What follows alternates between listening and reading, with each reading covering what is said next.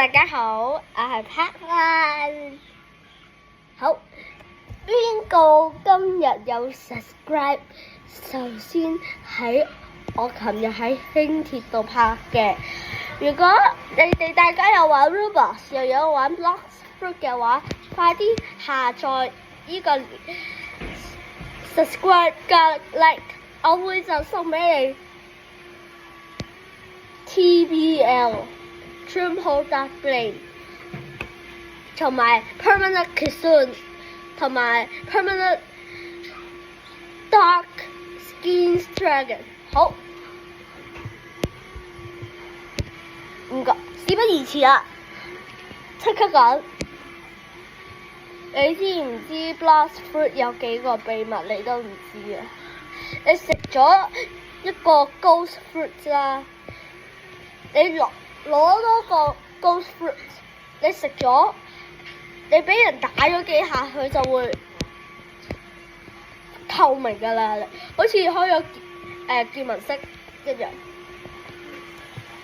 大家知唔知道有一個秘密喺 Second C 啊 ？Second C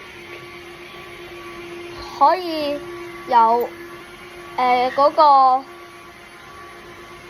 個山刀流啊，山刀流都要喺 Legendary Sword 嗰度買，2000萬啊大佬，貴過你 buy a fruit 啊，可以買個 portrait。好啦，